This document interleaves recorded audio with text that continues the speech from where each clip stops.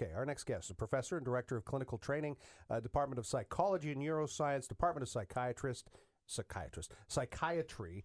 Dr. Simon Sherry is back with us on the show. Dr. Sherry, how are you today, sir? Fine, thank you, Sheldon. How are you? Very well. Lots on the go. Everybody wants to talk about, mental health. I want to ask your thoughts on cannabis use. And the reason I'm bringing this up, I know Dalhousie had a lecture on the weekend talking about cannabis, but it was to address in some ways this whole medical cannabis versus recreational cannabis and whether or not there's an application, perhaps a way to treat some conditions like, say, dementia with medical cannabis. Is the jury out on that? Do we know? I think when we approach the idea of medical cannabis, we want to do so with a lot of caution. There's not a lot of sound scientific evidence at this point, but there are a few pockets of more credible information that we have when it comes to medical cannabis. For example, it seems like it's helpful when it comes to chronic pain. But I don't want people to listen and reach a broad conclusion there, because oftentimes the studies that suggest medical cannabis can be helpful for someone suffering from chronic pain, it's only certain forms of pain, and it's only certain extracts from cannabis, like especially the CBD aspect of cannabis. So it's not so much you'd want to go home and smoke a joint with a lot of THC in it, which is a psychoactive bit that gets you high, and imagine that's going to help with your chronic pain. These studies are showing something else, that the CBD aspect may be helpful. And chronic pain may be our strongest evidence base for whether or not there's such a thing as medical cannabis. And even there, you have to realize that the data really suggests that this cannabis stuff can be helpful when it comes to chronic pain, but it's not any more helpful than other interventions we have available. There are a few other pockets of evidence, too, like nausea for chemotherapy patients, maybe some help when it comes to MS symptoms. And we've got a whole lot of emerging research. There have been a lot of handcuffs put on researchers for a long time because cannabis was illegal. And so now we're going to see an explosion in research and knowledge gained with legalization. We've got Dr. Simon Sherry here, professor and director of clinical training at Department of Psychology and Neuroscience at Dal with the Department of Psychiatry. He's also a psychiatrist. And is there ever a cause to prescribe medicinal cannabis as a psychiatrist? Okay, just one quick clarification here, Sheldon. I'm a psychologist as opposed to a psychiatrist, but I can certainly talk to medicinal marijuana or medicinal cannabis, as it may be called.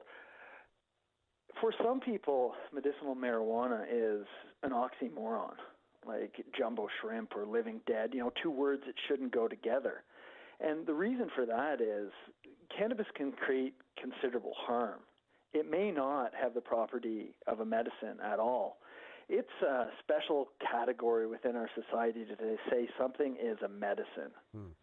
In this day and age, you have to defend that with extensive evidence. If you go to your doctor with a liver problem and they offer you a medication, it's being admitted as a medicine after extensive, often very expensive, sometimes decades-long testing to ensure that it is indeed a medicine.